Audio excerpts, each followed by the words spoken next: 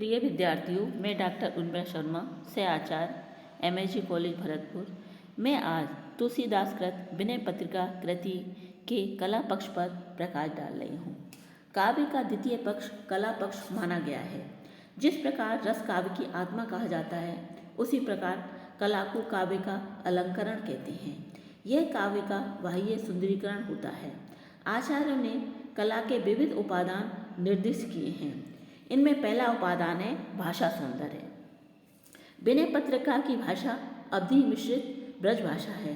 ब्रज भाषा सहज रूप में ही अन्य भाषाओं की तुलना में सरल मधुर मानी जाती है। गोस्वामी जी की लेखनी के स्पर्श से इसका सौंदर्य और भी अभिवृद्ध हो गया है। ब्रज भाषा का माधुर्य, उसका लालित्य, कमनीयता और उसका सौष्ठव विनय पत्रिका के पदों में यत तत दिग्दर्शित होता है। तुलसी संस्कृत के आचार्य थे, इसलिए भाषा पर उनका असाधारण अधिकार हो गया था। संस्कृत के ज्ञान के कारण भाषा सौंदर्य और भी बढ़ गया है। संस्कृत और ब्रज भाषा दोनों मिलकर असाधारण छटा दिग्दर्शित करती हैं। संस्कृत मिश्रित ब्रज भाषा के लालित्य और कमनीयता का एक उदाहरण निम्न पंक्तियों में द्रष्टव्य है। जयति राज राजेंद्र राजीव लोचन, राम नाम कलिकाम तरुसाम शाली, सकल सौभाग्य सौंदर्य सुषमा रूप मनोभव कोटि गर्भा प्रहारी। तुलसीदास जी ने विनय पत्रिका में अधिकांश तत्सम शब्दावली का ही प्रयोग किया है। यह संस्कृत निष्ठ कलात्मक शब्दावली है, किंतु कुछ पदों में अत्यधिक सरल सुबोध और सामान्य शब्दावली का भी प्रयोग किया है। उदाहरणार्थ, ऐसो को उदार जग माही, बिन सेवा जो द्रव्य दीन पर, राम सरिस को नाही। विनय पत्रिका में भाषा के दोनों ही स्तर उपलब्ध होते हैं। एक आचार्यत्व का स्तर है, जिसमें पांडित्य और कला का चरम उत्कृष्ट प्राप्त होता है, किंतु दूसरी ओर व्यवहार की सामान्य भाषा का प्रयोग है, जिसमें सहज प्रभाव दिखाई देता है। विनय पत्रिका का छंद सौंदर्य। विनय पत्रिका के अंतर्गत तुलसीदास जी ने छंदों में अपना शास्त्रीय ज्ञान प्रदर्शित किया है। विनय पत्रिका में छंदों का वैविध्य तो नहीं है, किंतु उनमें पिंगल शास्त्रीय क्षमता और कौशल अवश्य है। गोस्वामी जी को संगीत का पर्याप्त ज्ञान था। विनय पत्रिका संगीत सौंदर्य का एक उत्कृष्ट उदाहरण है। श्री वियोगी हरि जी ने विनय पत्रिका के आरंभ में जो वक्तव्य दिया है, उसमें उन्होंने इसके छंद सौंदर्य के संबंध में निम्न विचार व्यक्त किया है। यदि इसे गोस्वामी जी ऐसे छंदों में रखते जो संगीत संगत नहीं होते, तो वे इतने मनोरम भाव कदाचित व्यंजित न कर पाते और न जनसाधारण में उन पद्यों का इतना प्रचुर प्रभावहीन होता। विनय पत्रिका के सारे पद गाने योग्य हैं। ये विभिन्न राग रागनियों में गाए जाते हैं। कौन सा पद किस राग रागनी में गाया जा सकता है, इसका पूरा ध्यान रखा गया है। जो स्वयं सफल गायक होता है, वही संगीत संगत छंदों की रचना करने में सफल हो सकता है। राग बिलावल के एक छंद का उदाहरण प्रस्तुत है। जमुना ज्यों ज्यों लागी बाढ़न, त्यों त्यों सुकत सुबट कलि भूपहि, निदरि लगे भव काढ़न।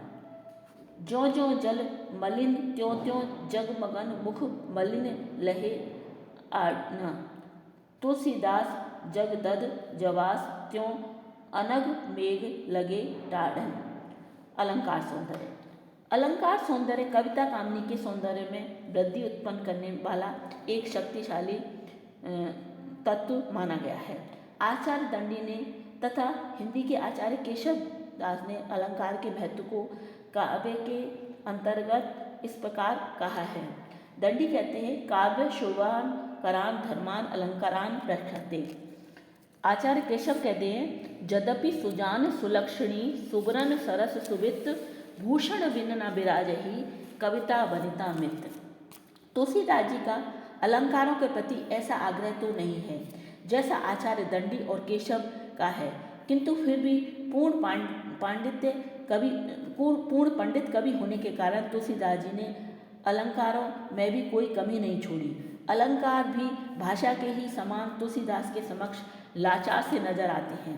समग्र हिंदी काव्य शास्त्र में ऐसा कोई अलंकार नहीं है जो विनय पत्रिका में नहीं आया। अनुप्रास, श्लेष, यमक, वक्रोक्ति, ये चारों अलंकार कदम कदम पर मन को मोहते हैं।